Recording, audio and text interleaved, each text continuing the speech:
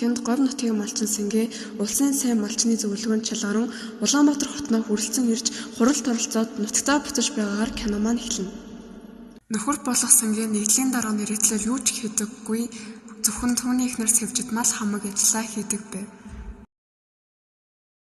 Түүнийг малаа усалж байхад шинэ нэгдлийн дарга жолоочтойгоо ирэн Сэнгээгийн гэр хаана байдгийг асууна. Шинэ нэгдлийн дарга түүний ганцаараа байгааг анзаараад танд туслах өөр хүн байлгүй мүү гэж жолоочтойгоо нийлж асуув. Гэтэл ууланч манай нөхөр байгаа л та гэхдээ нэгдлийн ажилтай гээд нөхрөө өмөрөөд өөрөө адуундаа явахаар боллоо гэж хэлээд яваад өгөв. Өөрт нь хийх ажил мундахгүй юм байна шүү дээ. За би явъя та. Морой юу л хүчтэй юмсан. Баяртай. Гэтэл шинэ нэгдлийн дарга жолооч хоёр гол зорилгоо мартан Сэнгээгийн гэрээг асуухаа мартаж сүүлд нь санан араас нь асуув. Хөөй! Сайн малчин Сэнгээгийн хаана байд юм бэ? Бомондрын цаадор би. Ийхүү гэрийн заалгаад гэрт нь очтол Сэнгээгийн ээж байв. Ингээд тэд хоорондоо ярилцсан сууж байх үедээ хуудаа дээр таарсан бүсгүй Сэнгээгийн эхнэр болохыг шинэ нэгдлийн дарга болон жолооч хоёр мэдэж авна.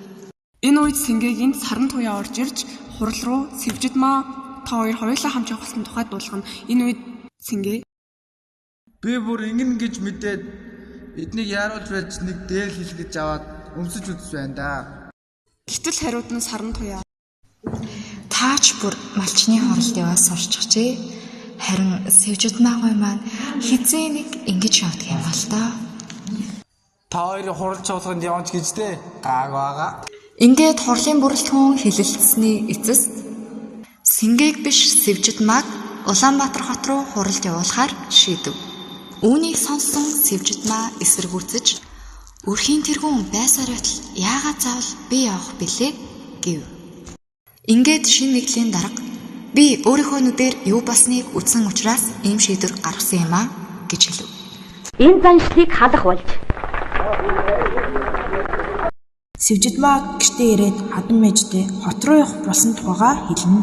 Ээж нь баярлаж миний хүү юу өмснө гэж халуулна. Сэнгээ амандаа орсон шар тосоо хэлээрээ түлхсэндээ бухимдан суухдаа юу хийснээ тэрхэн агшиндаа бодож эхнэртээ дээлээ тайлж өгөв.